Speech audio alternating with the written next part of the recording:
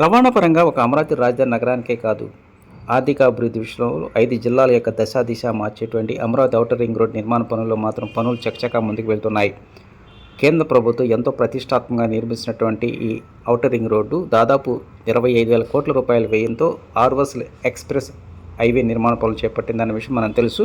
అయితే 5 జిల్లాలు కృష్ణా, గుంటూరు, ఎన్టీఆర్, ఏలూరు, పల్నాడు జిల్లాలు భూసేకరణకు సంబంధించినటువంటి కసరత్తు ఇప్పటికే పూర్తవుతూ అభ్యంతరాలకు సంబంధించినటువంటి నోటిఫికేషన్ కూడా జనవరి 17తో పూర్తి కావడంతోనే గుంటూరు జిల్లాలో ఇప్పటికే చేబ్రోలు, మంగళగిరి మండలం కొన్ని గ్రామాలు చెందినటువంటి రైతులు వారికి ఉన్నటువంటి అభ్యంతరాలను సంబంధిత జేసీ అంటే జాయింట్ కలెక్టర్ గారు ముందుంచడం జరిగింది. అయితే వారి యొక్క అభ్యంతరాలను రాతపూర్వకంగా తీసుకొని వారికి ఉన్నటువంటి అపోహలను క్లారిటీ చేయడానికి అధికారులు కసరత్తు ప్రారంభించారు.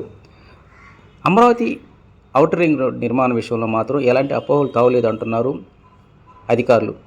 రైతుల దగ్గర నుంచి కావచ్చు, లేదంటే భూ యజమానులు ఎవరైనా సరే వారికి ఉన్నటువంటి అపోహలను సంబంధిత అధికారం ముందు వ్రాతపూర్వకంగా ఇచ్చినట్లయితే వారి సమస్యకు పరిష్కారం అవుతుందంటున్నారు. ఈ ఔటర్ రింగ్ రోడ్ నిర్మాణంలో కీలకమైనటువంటి భూసేకరణ ప్రక్రియకు సంబంధించి కేవలం ఒక భాగం మాత్రమే పూర్తయింది. వివిధ జిల్లాల్లో రైతుల దగ్గర నుంచి వస్తున్నటువంటి ఫిర్యాదులను సంబంధిత జాయింట్ కలెక్టర్ రికార్డ్ చేస్తారు. ఆ తర్వాత ప్రాజెక్టు బౌండరీ ఫిక్స్ చేయడానికి కసరత్తు ప్రారంభిస్తారు. అయితే రైతులు కావచ్చు, భూ యజమానులు కావచ్చు, అందరూ ఎదురు చూస్తున్నటువంటి నష్టపరిహారం ప్రక్రియకు సంబంధించి త్వరలోనే మరో నోటిఫికేషన్ విడుదల చేస్తామని హైవే అధికారులు చెప్తూ ఉన్నారు. సంబంధిత గ్రామాల్లో రైతులతో ప్రత్యేక సమావేశం ఏర్పాటు చేస్తారు.